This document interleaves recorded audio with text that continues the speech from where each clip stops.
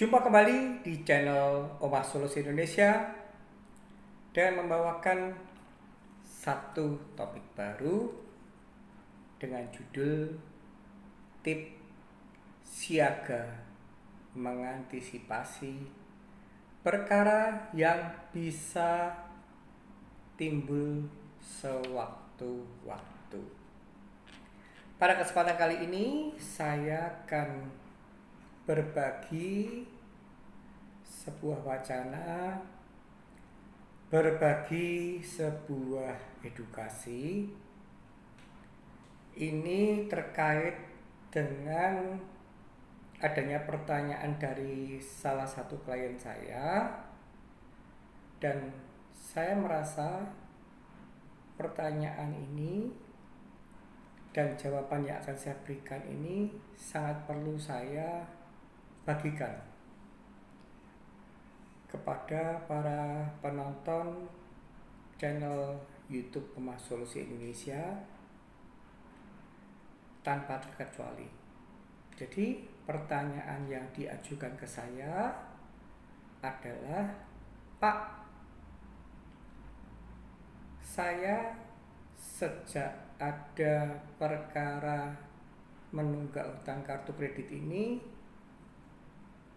dalam menjalani hidup ini merasakan ketidaknyamanan, was-was, cemas, dan saya selalu membayangkan hal-hal yang sangat-sangat mencekam.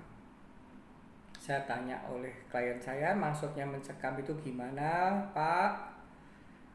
Coba dijabarkan lebih detail agar supaya saya tahu untuk bagaimana mementoring atau memberikan advice kepada Bapak dengan baik dan benar.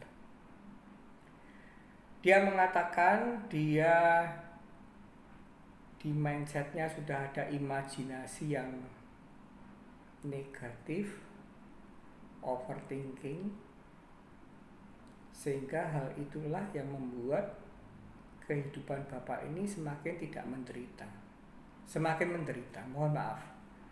Jadi Bapak ini mencemaskan, mengimajinasikan bahwa nanti akibat dari sedang menunggak utang kartu kredit ini, kalau saya dicegat di jalan oleh kolektor gimana?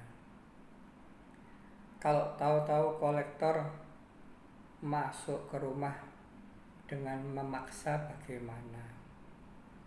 Dan banyak hal yang tidak dapat saya jelaskan satu persatu. Dan ketika itu diutarakan pada saya menyambut pertanyaan Bapak itu dengan sebuah senyuman agar supaya klien saya ini tidak gundah gulana, tidak galau, dan tidak stres. Pak, apa yang Anda bayangkan, yang Anda imagekan, nanti di rumah tahu-tahu ada kolektor memaksa masuk? Pastinya itu debt call.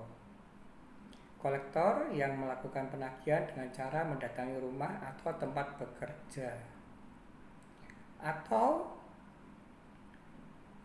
gundah gulana Bapak ini terjadi karena adanya peran serta ancaman-ancaman dari debt call. Kolektor yang melakukan penagihan dengan cara menelpon, bisa jadi yang ditelepon adalah nomor fix line rumah, nomor fix line tempat bekerja, atau nomor handphone yang bersangkutan pada card holder atau pemegang kartu kredit yang sedang macet. Dan karena wajahnya Bapak ini gundah gulana, bahkan dia mempertanyakan pada saya, Pak Hani, kenapa kok bisa sangat tenang? Kenapa kok bisa merasa tidak ada gentar, tidak ada rasa takut? Pak Hani, bagaimana cara untuk memprepare? Karena ketika saya mau keluar dari rumah saja saya merasa takut, mau masuk rumah juga takut. Di perjalanan, dan kebetulan ini adalah klien saya ini adalah sales, keliling menawarkan sebuah produk, di perjalanan saja saya juga gemetar, was-was, takut kalau tahu-tahu dicegat sama Depkol. Baik, tujuan video ini tidak lain tidak bukan akan sharingkan pada seluruh penonton channel Om Umah Solusi Indonesia, YouTube Umah Solusi Indonesia, dan juga khususnya kepada klien saya yang sedang berperkara menunggak hutang kartu kredit. Dan ketika itu saya menjawab begini oleh bapak tadi, klien saya tadi, Pak, rasa cemas itu, rasa takut itu alamiah. Semua manusia ada yang namanya rasa takut, tiba-tiba muncul. Dan itu semua bisa Anda minimumkan, bisa Anda antisipasi ketika Anda memiliki iman yang kuat. Jadi saya mulai menjawab, ya Pak, saya katakan begitu dengan klien saya, bahwa di dalam kehidupan ini kita harus mempunyai iman. Dan kita tidak perlu mencari backing atau tidak perlu mencari bodyguard. Bodyguard atau backing yang paling dahsyat dan paling luar biasa adalah Tuhan kita sesuai dengan keyakinan Bapa. Jadi kita ini manusia diciptakan oleh Yang Kuasa, dan pastilah Yang Kuasa itu menciptakan kita tidak asal-asalan. Pastilah harapannya adalah Sang Pencipta memberikan segala talenta kita, segala bodyguard. Kalau kita bicara ada malaikat pelindung mungkin mengacu sebuah agama tertentu. Dan itulah bodyguard atau backing yang paling sempurna. Jadi saya hanya mentoring, saya bukan backing, saya bukan bodyguard. Saya hanya mentoring kepada seluruh pemirsa channel YouTube Umah Solusi yang kebetulan ada atau sedang menunggak hutang kartu kredit. Tapi yang akan saya bagikan ini wacananya luas, bukan sebatas ketika seseorang sedang menunggak hutang kartu kredit. Jadi setelah kita ini mempunyai iman, ketika kita galau ya ada berdoa, atau Anda melatih kesadaran diri dengan cara meditasi. Itu semuanya adalah kemantapan nurani Anda. Tapi kalau yang saya lakukan sejak dulu, kebetulan saya itu suka mendengarkan khotbah-khotbah dari ajaran Islam. Saya juga suka, salah satunya Agim. Dari agama Buddha saya juga suka, salah satunya Bante Panyawaru. Dari Romo saya juga suka, dari pendeta saya juga suka. Dan inilah yang membekali saya, menjadikan iman saya ini cukup tangguh. Jadi sudah saya jelaskan Pak, saya kembali lagi ke Bapak tadi, untuk meminimumkan rasa galau, rasa cemas, sudah saya jelaskan khususnya untuk kasus menunggak hutang kartu kredit atau KTA.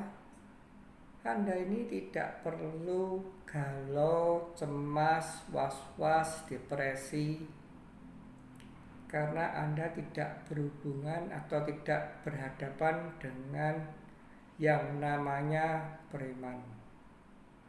Anda berhubungan dengan kolektor yang berusaha menyerupai seorang preman. Jadi tidak ada yang perlu Anda takutkan. Anda cukup melihat video saya yang lalu-lalu, cara hadapi debt call itu bagaimana, cara hadapi debt call itu bagaimana, dan sudah saya katakan Anda hanya senjatanya itu adalah buku. Buku ini sebagai prasarana journaling. Saya telah melakukan hal ini, tapi yang saya jurnalingkan di buku ini bukan kegundah-gulanaan. Sudah saya katakan bahwa kita harus mempunyai database yang akurat. Setiap pagi dan setiap sore saya selalu mencatat. Di pagi hari tadi yang datang ke rumah siapa saja. Umpama jam 8.12 pengiriman galon air.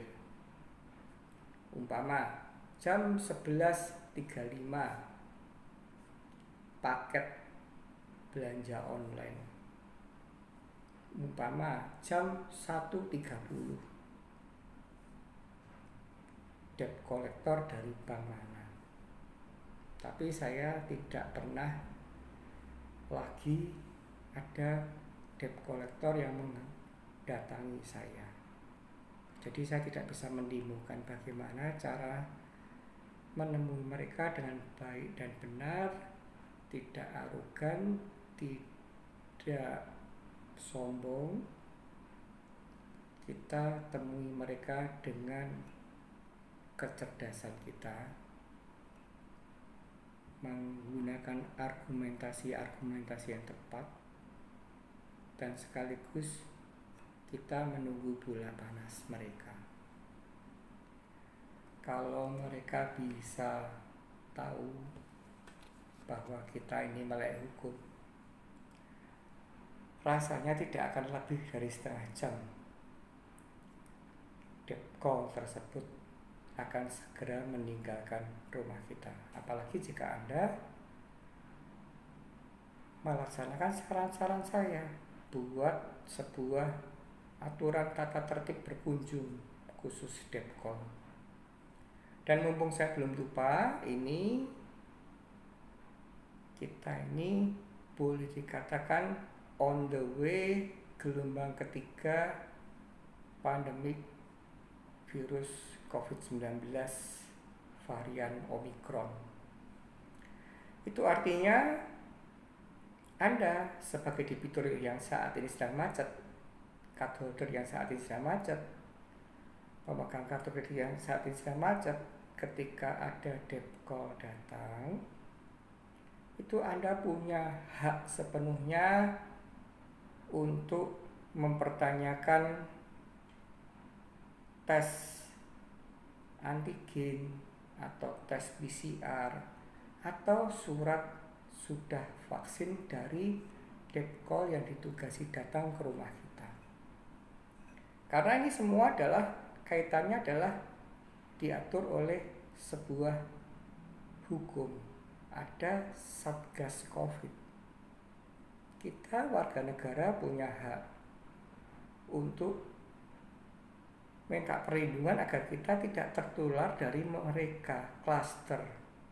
Ingat, debt call ini door to door dari debitur yang satu, debitur yang lain, debitur yang satu, debitur yang lain, sehingga potensi untuk menjadikan klaster penularan ini ada.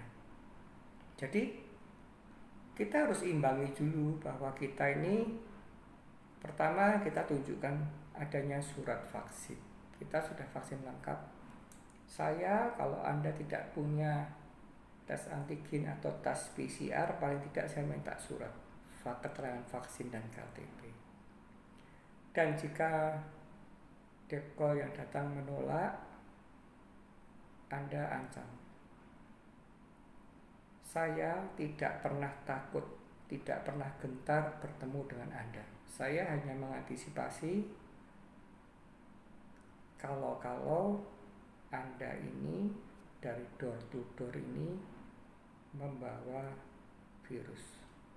Jadi kalau Anda tidak bisa menunjukkan surat vaksin, tidak bisa menunjukkan mungkin tes antigen atau PCR, silahkan Anda melengkapi tersebut dan setiap saat senantiasa saya menanti kedatangan Anda. Jadi apa yang kita utarakan kepada penagih Depkol khususnya itu bukan alibi kita takut untuk bertemu dengan mereka. Dan saya katakan pada Bapak tadi bahwa Pak, Anda santai saja. Depkol hanya boleh, penagihan hanya boleh dilakukan di alamat billing, alamat lembar tagihan. Dan ketika itu sudah keluar dari alamat di lembar penagihan, itu Anda mempunyai hak untuk protes. Oleh karena itu, saya katakan pada Bapak tadi, buatlah sebuah surat atau mungkin berformat kartu nama. Saat ini saya sedang tidak di rumah. Jika memang Anda tidak di rumah, silakan menelpon nomor handphone saya untuk membuat janji. Itu sudah saya utarakan di hal yang perlu dipersiapkan ketika akan menghadapi Depkol, dan sudah saya perjelas di video simulasi hadapi Depkol. Jadi sebenarnya yang Anda tidak perlu gentarkan, persenjataan Anda itu hanyalah tata tertib yang rasional, tidak mengada-ngada, karena memang kita membuat tata tertib itu tidak bertujuan kita takut berhadapan dengan Depkol. Tapi kita hanya mau tahu Depkol yang datang ini Depkol yang tipikal seperti apa. Jika Anda masih belum paham tentang yang saya jelaskan, silahkan Anda melihat video saya yang sudah saya sebutkan. Yang pertama adalah hal yang perlu dipersiapkan sebelum menghadapi Depkol, dan kedua adalah simulasi sebelum berhadapan dengan Depkol. Dan yang saya tekankan di sini adalah pentingnya database, buku tamu, journaling.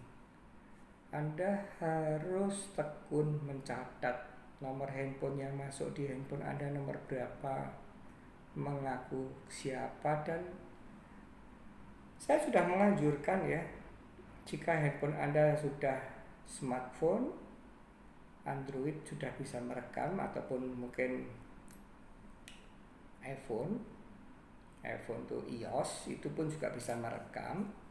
Itu ada rekam. Saya bicara yang Android. Anda rekam ini, rekaman atau chat itu tidak boleh hilang datanya. Jadi saya tuh zaman dulu di tahun 2013 sih masihnya rekaman yang sangat-sangat manual, menggunakan kaset, tapi ada plus dan minus. Saya dari 2013 sampai sekarang sampai punya kaset beginian, kalau cuma 100 biji ada, karena saya filing DVD, dan baru saya hapus setengah tahun kemudian setelah saya backup. Jadi Anda tetap harus punya alat perekam. Kalau misalkan Anda tidak mau beli, ya Anda gunakan handphone Anda. Kalau Anda menggunakan handphone Anda, saya sarankan banyaki untuk punya micro SD. Jadi saya ini sampai saya kasih tunjuk karena judul kita adalah tip siaga ya. Saya sampai punya micro SD ini luar biasa banyak, dan sudah saya kasih label. Ini Senin ganjil, ini Senin genap. Kemudian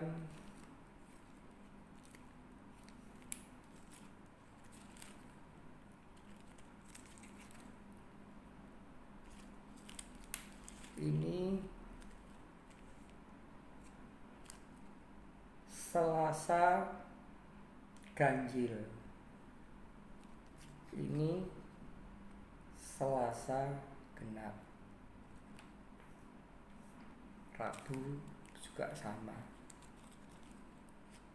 Rabu ganjil, Rabu genap sampai Minggu. Jadi itu selalu saya rekod. Siapapun penelponnya. Jadi maka dari itu saya katakan dulu bahwa ini bukan melulu ketika kita sedang berperkara menunggak utang kartu kredit, tapi ini sudah menjadi habit dalam kehidupan saya. Ada telepon masuk, saya file voice recordnya. Kalau chat saya file, saya screenshot, saya backup. Dan setelah tadi saya pastikan setiap akhir bulan saya backup hasil-hasil yang tadi itu di hard disk eksternal. Ini saya kasih contoh Januari sampai Juni di sini. Ini saya kasih contoh Juli sampai Desember di sini. Dan alat perekam saya ini cukup banyak, terutama ketika saya berada tidak di rumah. Karena kalau saya di rumah sih saya santai sekali. Semua CCTV yang saya miliki itu sudah ada rekod audio maupun visualnya terekod.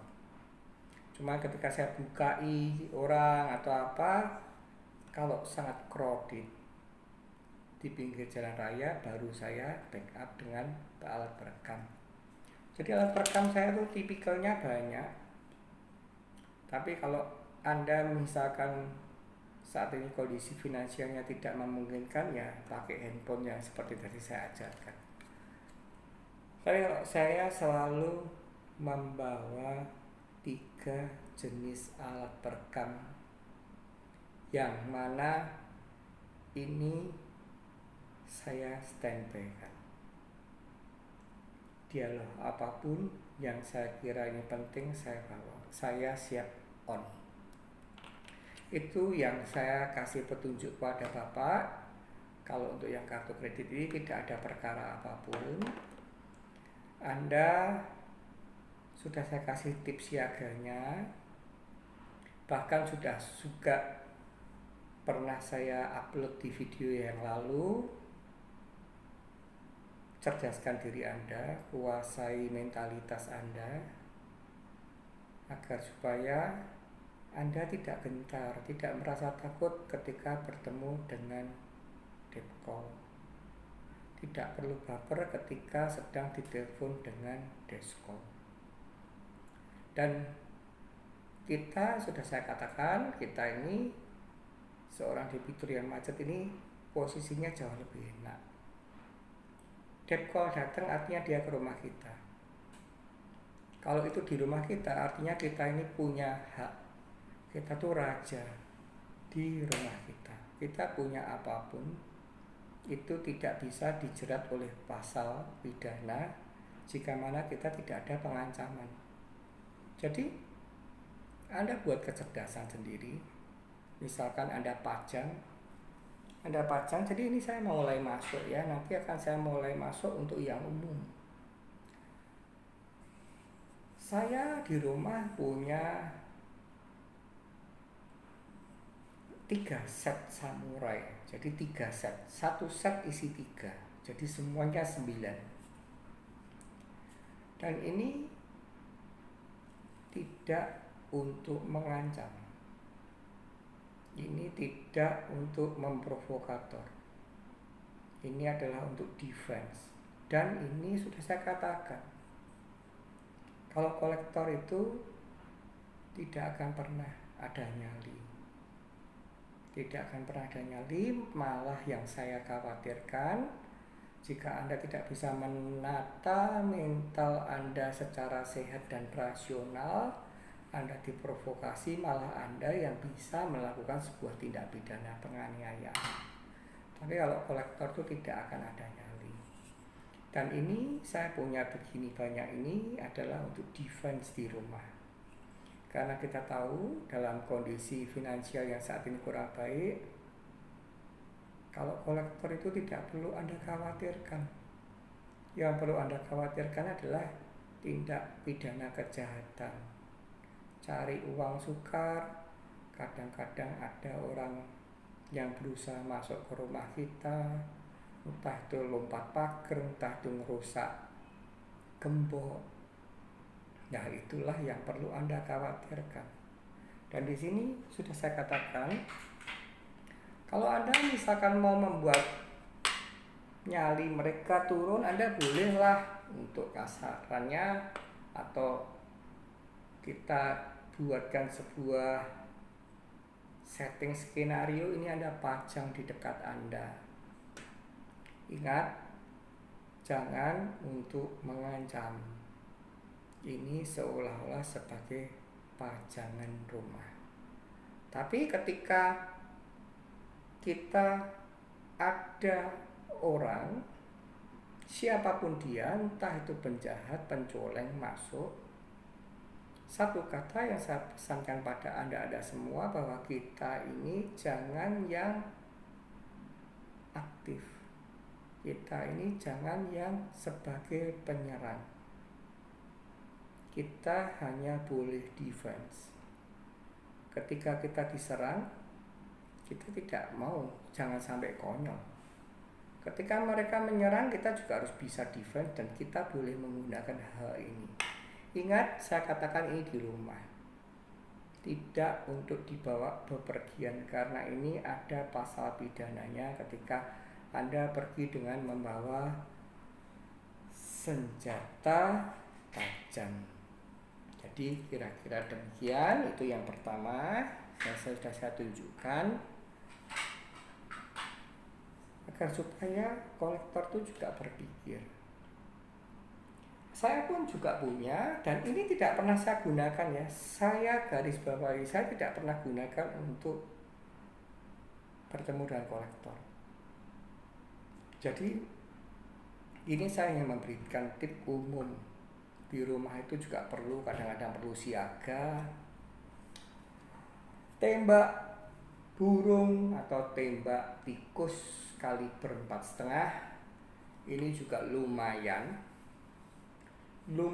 membuat orang gentar, siapapun dia, entah itu kolektor, entah itu penjahat yang masuk, atau kita sedang berperkara. Tapi ini juga tidak untuk dibawa-bawa.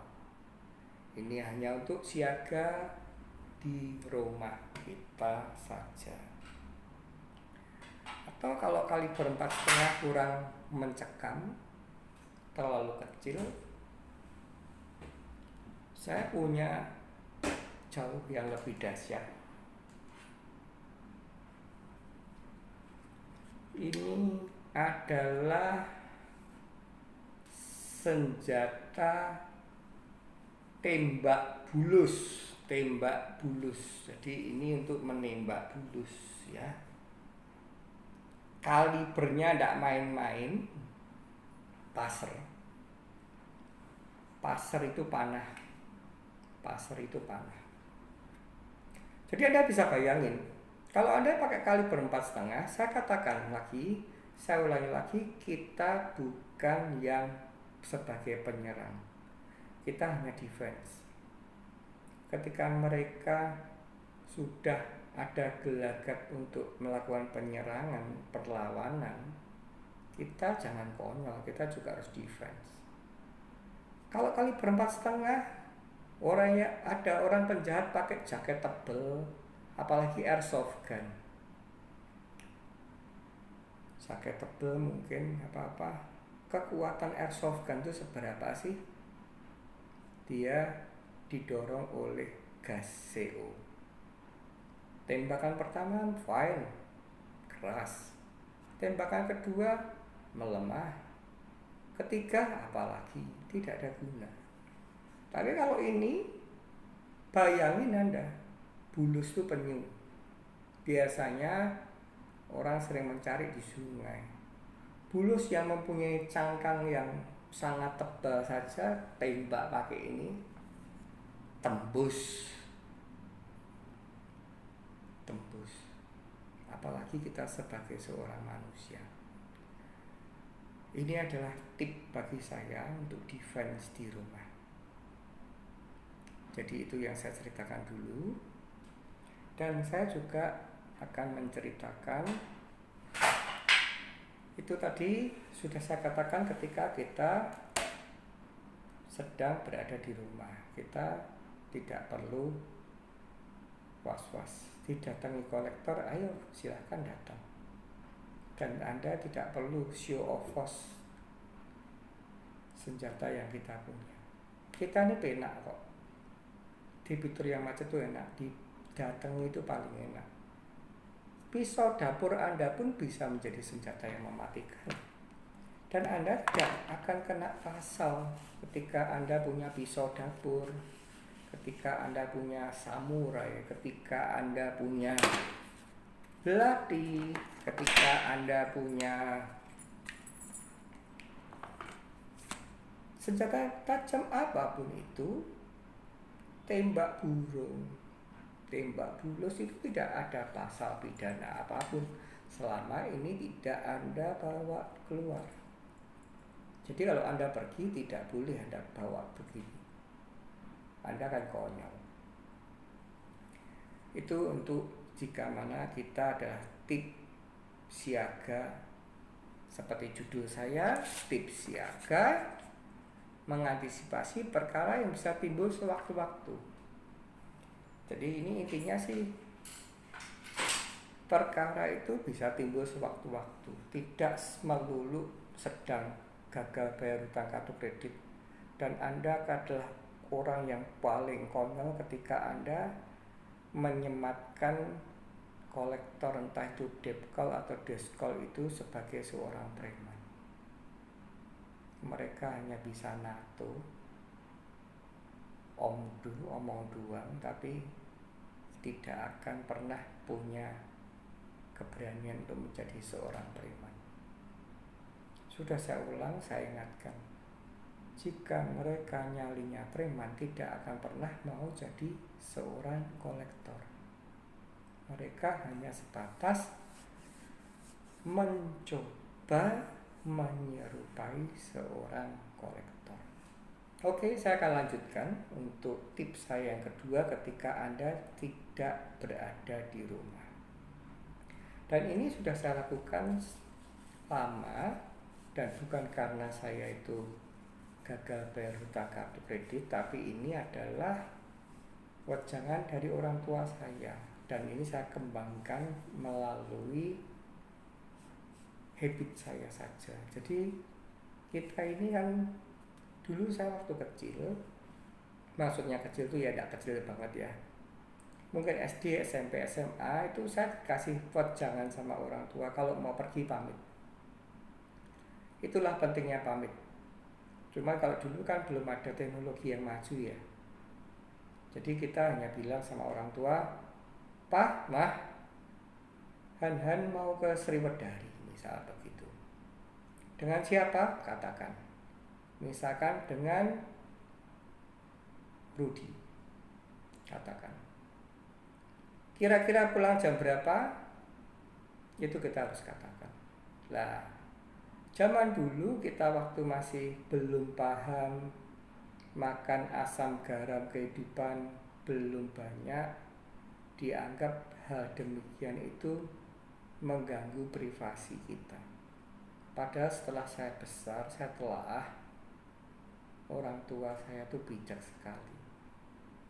Bahkan, saya katakan bahkan loh ya, itu tidak diberlakukan karena saya seorang anak. Tapi beliau, almarhum bapak saya dan mama saya saat ini, papa mama saya, papa saya almarhum, mama saya masih, itu kalau mau pergi pun juga pamit dengan saya.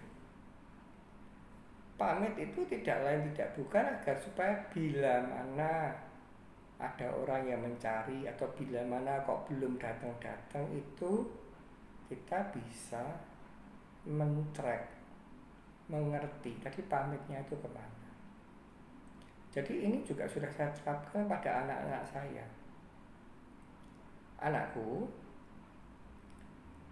papi kalau pergi itu akan selalu pamit, dan karena sekarang teknologi sudah maju, kebetulan mobil-mobil yang saya pakai ini semuanya dilengkapi oleh GPS dan berkamera. GPS dan berkamera, dan ada satu handphone yang saya tinggal di rumah untuk memonitor rute-rute jalan yang dilalui mobil yang saya pakai itu termonitor. Cuman kan kita tidak mungkin berada di mobil terus kan. Kita ada kalanya turun di suatu tempat. Di sini sudah saya sosialisasikan pada anak-anak saya, dan itu sudah menjadikan sebuah habit. Karena saya ini memang tidak pernah hidup neko-neko. Jadi saya tuh dengan anak saya itu, atau mungkin dulu dengan mantan istri saya, itu yang namanya handphone atau saya mau pergi kemana itu, apa yang saya katakan dan andaikan mau dilacak pasti saya ada di sana. Dan ketika saya turun, saya kasih habit saya terapkan ke anak-anak. Umpama saya parkir di Paragon Paragon shopping mall. Saya parkir, saya akan share lock. Artinya kalau saya share lock ada jamnya dong. Dan itu habit ini saya terapkan setiap setengah jam sekali atau maksimal 1 jam. Saya istilahkan checkpoint. Jadi setelah 1 jam saya checkpoint. Saya di sini, saya di sini, saya di sini. Anak saya mau membaca itu boleh, tidak pun juga tidak apa-apa. Tapi paling tidak jika mana saya nanti ada kok belum pulang, atau mungkin anak saya membutuhkan saya, atau mama saya membutuhkan mereka tahu checkpoint saya. Karena saya tidak ada yang namanya neko-neko. Handphone ini tidak ada yang namanya rahasia apapun. Jadi chat-chat semuanya ini anak saya buka ya boleh, mama saya buka ya fine-fine saja. Dan itu sudah saya terapkan dalam kehidupan saya. Dan saya kasihkan tahu bahwa itu penting sekali. Karena ingat, perkara akan bisa datang setiap waktu. Bukan melulu karena kartu kredit, bukan melulu karena kita sedang melaporkan seseorang dalam kepolisian, tidak. Atau bersih tegang dengan orang, tidak. Kita di jalan raya, tahu-tahu ada orang mabuk nabrak kita, tahu-tahu kita di mall ada orang yang sedang temperamen, kesenggol, jalan berpapasan, kesenggol sedikit ngajak berantem. Dan itu kan semua adalah sebuah bentuk perkara yang timbul sewaktu-waktu, sehingga saya merekomendasi untuk yang pertama itu checkpoint. Checkpoint Anda terakhirnya di mana, itu paling cepat setengah jam, paling lama 1 jam itu checkpoint. Itu penting sekali. Dan tadi saya sudah katakan alat perekam, checkpoint, dan kemudian karena kita ini di luar, kita terikat dengan adanya pasal pidana, tidak boleh ada senjata tajam, apalagi Anda memiliki senjata api, tidak boleh. Kecuali kalau itu dengan izin ya silahkan. Tapi kalau saya sebagai rakyat sipil ya saya tidak akan pernah memiliki senjata api. Dan saya katakan pada Anda, ini bukan untuk kolektor, ini adalah untuk keamanan, kenyamanan kita ketika kita bepergian, karena zamannya sudah banyak orang yang nekat. Dan biasanya ya sering kali saya bawa untuk keluar rumah itu yang pertama dan yang paling saya gemari adalah ruyung. Senjatanya Bruce Lee. Tapi ya pastilah kalau Anda tidak menguasai teknik penggunaannya, jangan menggunakan ini, senjata makan tuan. Bisa jadi Anda yang kepukul sendiri. Tapi kalau saya, kebetulan saya sudah berlatih ini sejak SMP. Dan dulunya itu saya andaikan harus terjadi duel jarak dekat, itu pun saya akan layani.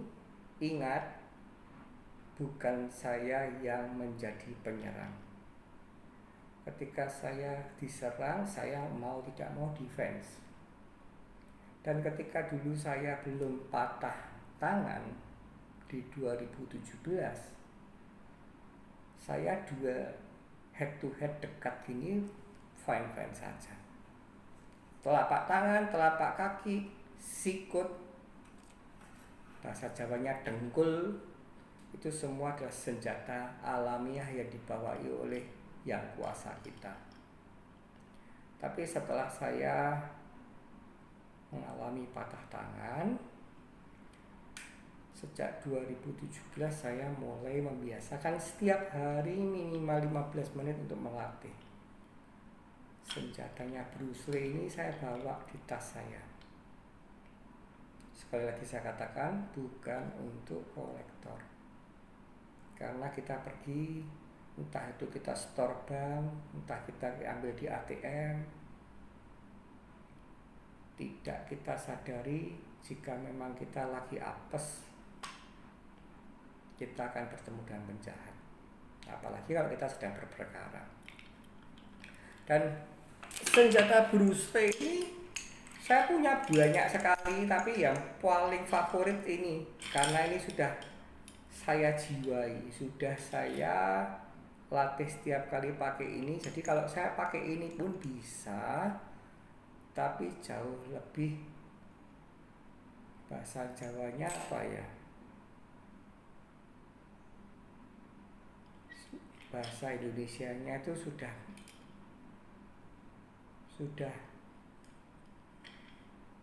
menyelami sekali alat ini, maksudnya yang saya gunakan ini. Dan misalkan jika Anda, saya kasih tip ya, ini sekaligus saya kasih tip ya, tadi kan saya katakan tip.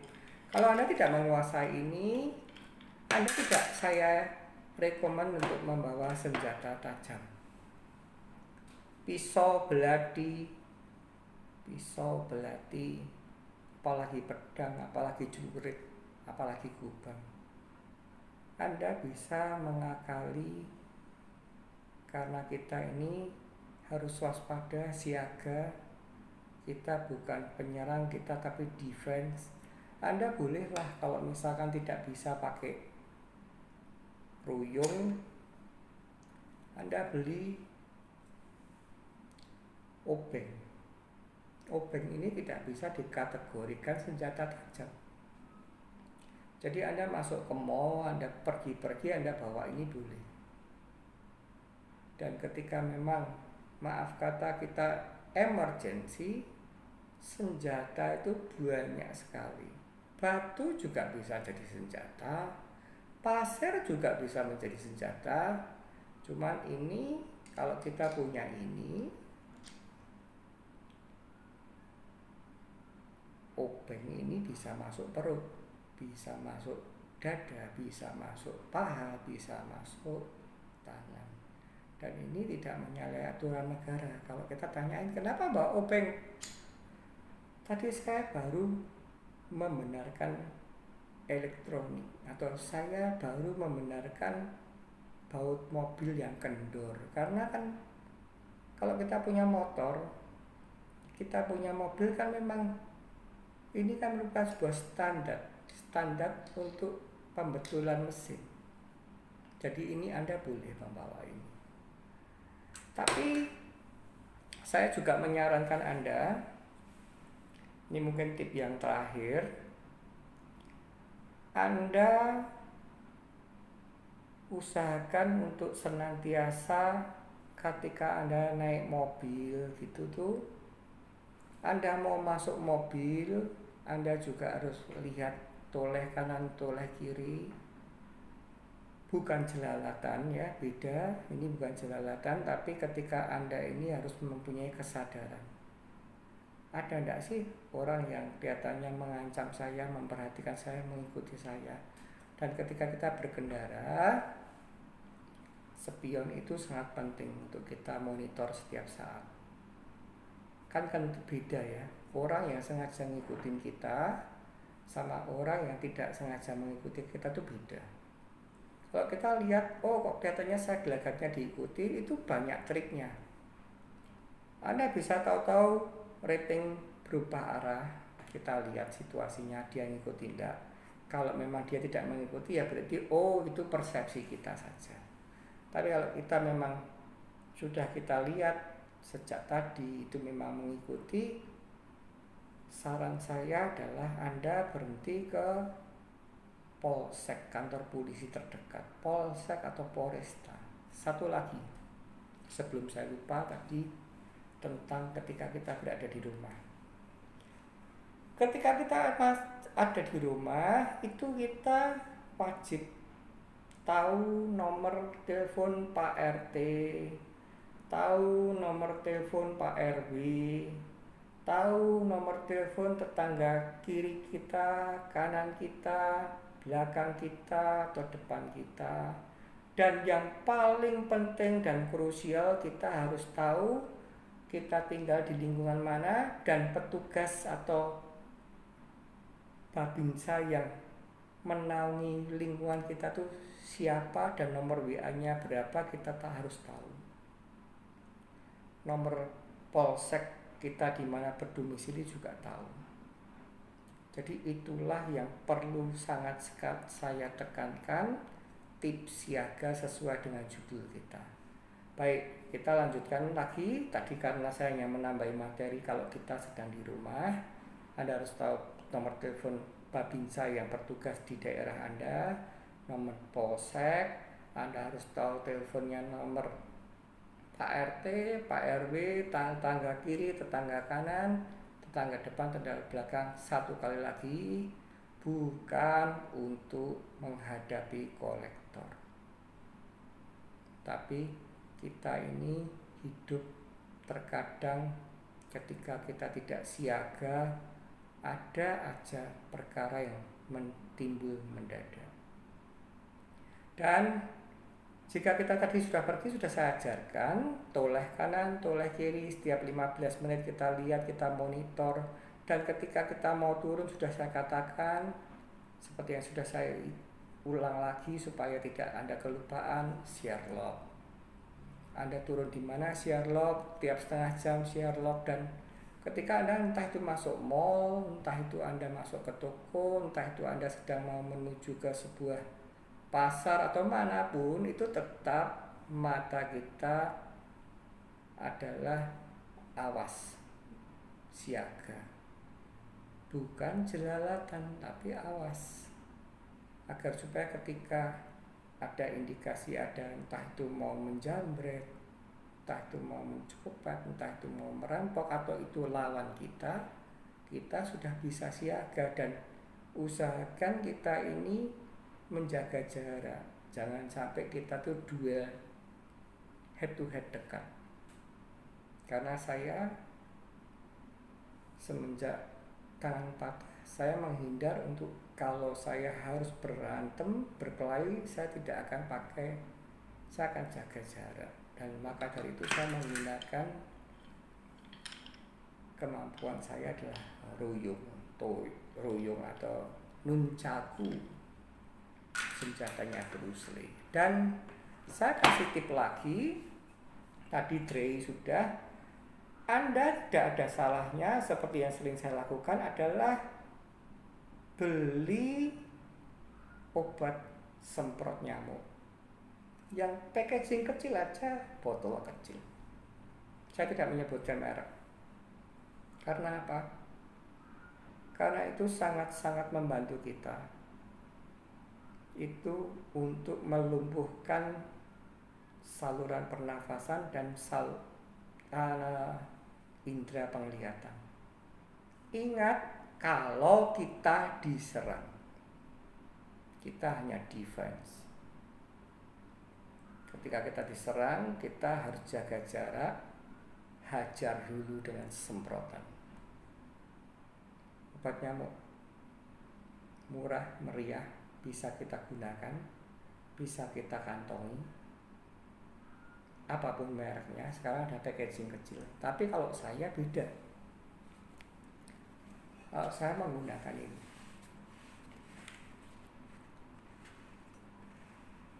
sekilas seperti pemadam kebakaran. Sekilas seperti pemadam kebakaran, tapi yang benar ini berisi gas air mata. Dan jangkauan semprotnya dibandingkan obatnya nyamuk ya langit dan bumi. Obat nyamuk paling bisa 1 meter. 1 meter itu aja sudah tidak terlalu fatal kena ke korban. Kalau ini jarak 1,5 meter, 2 meter, saya hajar pakai ini, pasti akan lumpuh. Tapi ketika itu masih nekat, ya kita lumpuhkan dengan senjata berikutnya. Jadi itulah tip siaga mengantisipasi perkara yang timbul sewaktu-waktu. Tapi dikarenakan video ini saya buat adanya penanya dari klien yang merasa tidak nyaman gundah gulana ketika Anda sedang menunggak utang kartu kredit, itu sangat disayangkan.